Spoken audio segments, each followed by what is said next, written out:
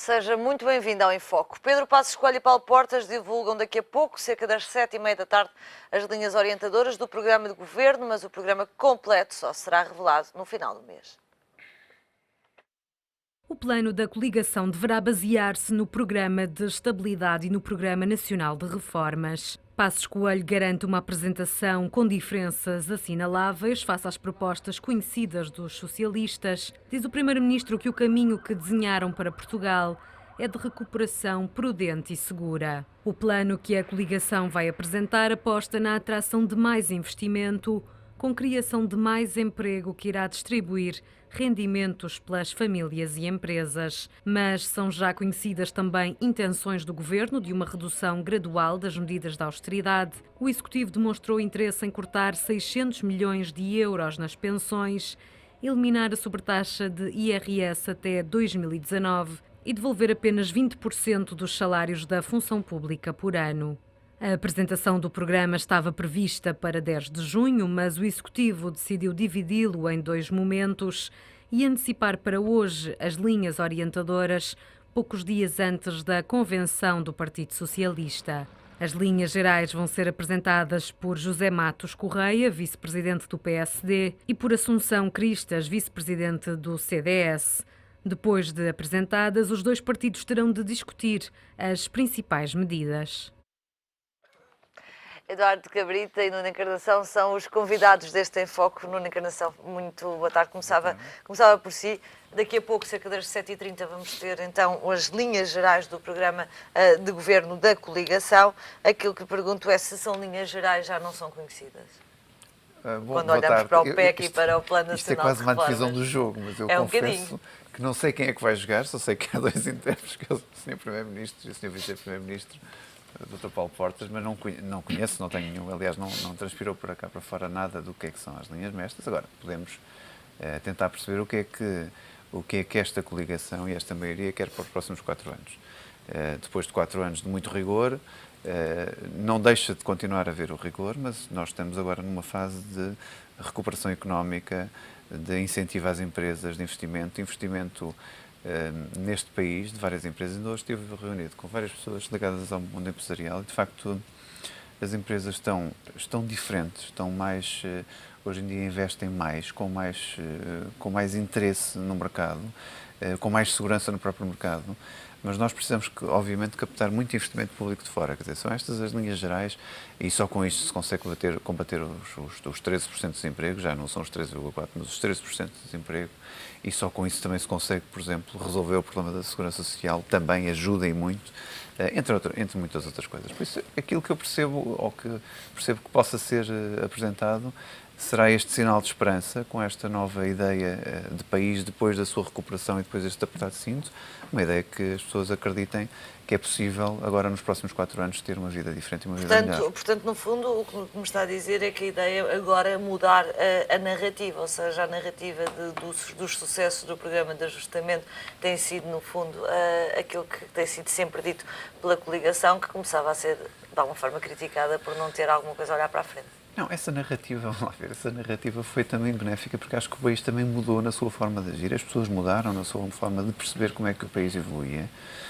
E hoje em dia estamos todos muito mais responsáveis, obviamente com menos recursos do que aqueles que tínhamos há muitos anos atrás, mas percebendo que só podemos ter os recursos daqueles que nós possuímos, quer dizer, que não nos podemos estar a endividar constantemente e contar com os dinheiros dos outros. É evidente que o endividamento é preciso na questão do investimento, mas não endividarmos a mais daquilo que nós podemos pagar. Isso foi a realidade que nós, infelizmente, constatámos ao fim de tantos anos, que temos 8 mil milhões de juros de dívida para pagar todos os anos, e isso para nós é um sufoco enorme, como é evidente. Faz sentido apresentar programas gerais e um programa de governo, a ser verdade que, e estou aqui a citar várias fontes, que não traz uma solução, ou pelo menos uma proposta de solução para a questão da segurança social. Está identificado o problema, está diagnosticado, um corte de 600 milhões, já sabíamos, estava no PEC, foi repetido pela Ministra das Finanças no fim de semana passado. Não explicar como é que vão atacar o problema não é curto. Eu acho que isso somos muito claros, porque nós entendemos que em matérias desta natureza, e acho que vale a pena continuar a frisar isto, não é a questão do corte das pensões, é a matéria que deve ser construída com o diálogo com o Partido Socialista. Mas sem apresentar propostas primeiro para o diálogo? Para quê? Para que é que nós vamos turvar o debate? Quer dizer, nós estamos aqui completamente disponíveis para apresentar propostas e para debatermos propostas e ideias sobre a questão da segurança social. E por isso, aquilo que nós percebemos é que o Partido Socialista não está interessado nesta altura em discutir, mas é legítimo da sua parte, e que a seguir às eleições, seguramente todos os partidos estão com um grande interesse em discutir o tema, porque têm que resolver este tema. Este tema tem que ter resolução à vista. E por isso não vale a pena estar agora a pôr pedras na engrenagem, a dizer que fazemos isto ou aquilo, não vale a pena. É uma matéria que foi muito clara, aliás, desde o ano passado do Sr. Primeiro-Ministro, dizer que não voltaria a tocar nela, do ponto de vista formal e processual, e dizer que a seguir às eleições falaria com o Partido Socialista para haver uma então reforma fazia conjunta. Sentido que a Ministra das Finanças não tivesse dito que uma das hipóteses em cima da mesa seria corte de pensões. Mas a Ministra das Finanças diz umas hipóteses como há 10 ou 15 ou 20 hipóteses e que todos os economistas percebem quais são.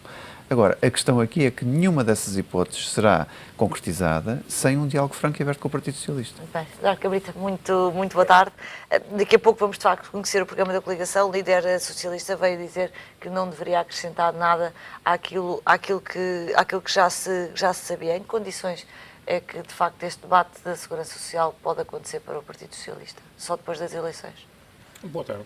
Vamos lá ver. Eu primeiro, sobre as linhas gerais, parece que é isso, do programa da coligação PSD-CDS, eu tenho dificuldade em pronunciar, tenho por hábito, daquilo que digo aqui, digo com convicção, mas com rigor, não é?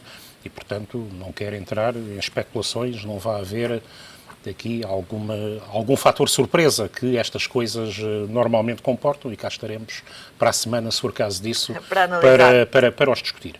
Queria, de qualquer modo, distinguir aqui profundamente aquilo que são fatores de método. O Partido Socialista fez um processo que levou meses, que envolveu economistas independentes, envolveu 24 grupos de trabalho que promoveram reuniões com mais de 1000 pessoas, mas 24 grupos de trabalho com responsáveis que são conhecidos sobre várias temáticas, que levou à construção de um projeto de programa eleitoral. Eu ainda a semana passada tive eu, como tiveram outros, estive em debates sobre áreas específicas em Setúbal, em Santarém, no Porto, 3 dias em que discutimos áreas específicas do programa eleitoral, recolhendo contributos, críticas, observações, sugestões ainda de aperfeiçoamento, de completar coisas. Às vezes há aqui uma questão sobre o qual também deve haver uma palavra, e concluiremos neste fim de semana com uma convenção em que, formalmente será aprovada uma versão final. O PS e o CDS, não sei se estão a responder àquilo que muito bem Alexandre colocava no seu artigo desta semana, analisando aquilo que foi a semana política. Não sei se o PSD e o CDS... Não, mas provavelmente não concorda com os outros, então? Não, tenho sempre... Às vezes não correspondem ao tema que trazemos aqui. E, portanto, a simpatia por si é permanente, não é? Agora, esta semana, manifestamente o seu artigo, não sei se foi isso que provocou esta reação, mas parece ser, não é? Portanto, apressadamente, aqui veio umas linhas gerais, que são as linhas gerais... Eu diria que não. As linhas gerais daqueles dois senhores. Sobre a questão específica, ponto que me está a colocar, a questão da segurança social. Vamos lá ver. Também aqui o Partido Socialista tem propostas conhecidas. Essas propostas estão em debate interno na sociedade, estão no debate político sobre... na sua dimensão, são aliás dos aspectos mais conhecidos do programa eleitoral, do projeto de programa eleitoral do Partido Socialista. Eu diria que a maioria também tem, e a senhora Ministra das Finanças, que eu aqui tantas vezes critiquei, enfim, desta vez pode ser criticada pela substância, mas de facto o que disse foi aquilo que está no programa de estabilidade. O Governo tem no seu programa, basicamente, esse é o programa de estabilidade, que esse é conhecido, basicamente mais do mesmo até 2019, tem previsto que em 2000, aliás já vinha no Orçamento de Estado, neste caso nem inteiramente, mas foi agora desenvolvido, 600 milhões de euros de corte nas pensões a pagamento. E foi isso que disse. Eu percebo que isso possa provocar algum nervosismo pré-eleitoral à maioria, mas a Ministra foi muito inequívoca. Deixa-me pedir-lhe uma clarificação. Houve o diagnóstico, justamente entregue no PEC, de um corte de 600 milhões de euros nas pensões, no sentido em que existe um buraco para resolver.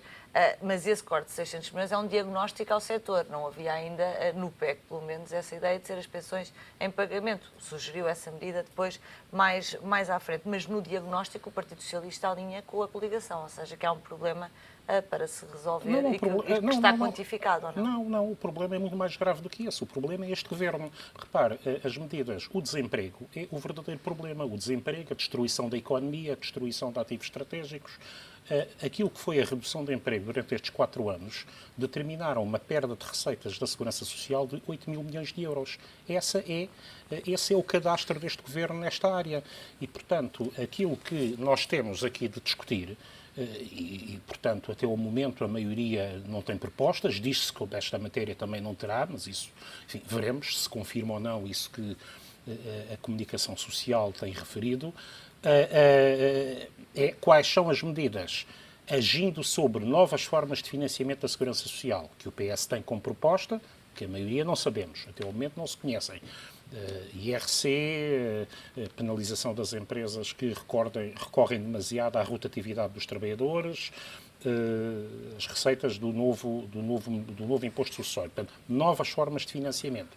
Por outro lado, medidas de animação da economia que tenham como efeito indireto um aumento da atividade económica, que se traduz indiretamente também em remuneração adicional da Segurança Social. A questão dos 600 milhões de euros, eu diria, é um modelo conhecido, não é, aliás, surpresa. Estava no Orçamento de Estado sem se dizer como, estava no Programa de Estabilidade, a Ministra tem-no dito. Bom, por razões políticas, a linha geral agora é ou mandar calar a Ministra ou dizer que não disse bem o que, com toda a clareza, já disse e escreveu. Vamos aguardar pelo programa. Só, Alexandre, só para fazer aqui uma nota ao Eduardo Cabrita, aquilo que ele disse, que é o seguinte. Há aqui esta ideia do Partido Socialista que a responsabilidade é do desemprego, que este governo criou e tudo mais. Eu relembro ao Eduardo que, quando este governo tomou posse, a taxa de desemprego era de 12,4%. Algo que vai acontecer, é o que está na estatística, Eduardo, nós todos conhecemos. Algo que seguramente irá acontecer, ter um número exatamente igual ou até menor, se Deus quiser, no fim desta legislatura. Por isso, este argumento que a Segurança Social estourou com o problema deste governo não é verdade, porque nesse exato ano, no fim deste ano, nós vamos ter a mesma taxa de desemprego que o Governo Socialista nos deixou em 2011. Por isso, este argumento cai por terra. Pronto, este é o primeiro argumento que vale a pena desmanchar. Depois, outro argumento que é este. De 2007 a 2013, nós tivemos que injetar na Segurança Social, o Eduardo sabe disto, 4,5 mil milhões de euros por valores deficitários da Segurança Social.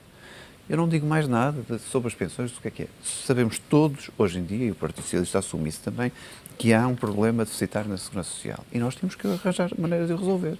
Como? Esperando que o desemprego caia para os 7%, como o Partido Socialista espera.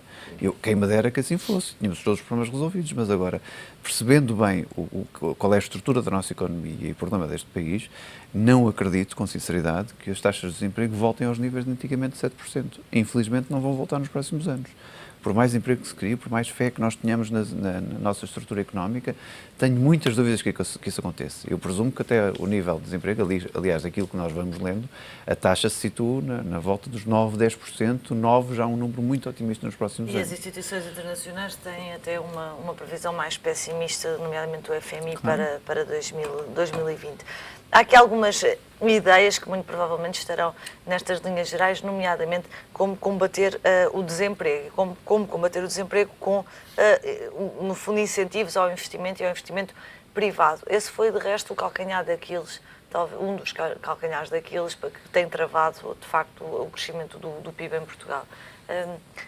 Que solução milagrosa, o que é que mudou assim tanto em Portugal para que agora, de facto, este seja o pilar com que contam para que as coisas sejam diferentes? Vamos ver, estes novos quadros comunitários de apoio, que têm uma estrutura diferente daqueles que estavam anteriormente em vigência, este quadro 2020, tem novas medidas de incentivo à economia, novas medidas de incentivo à empresa e à parte empresarial privada.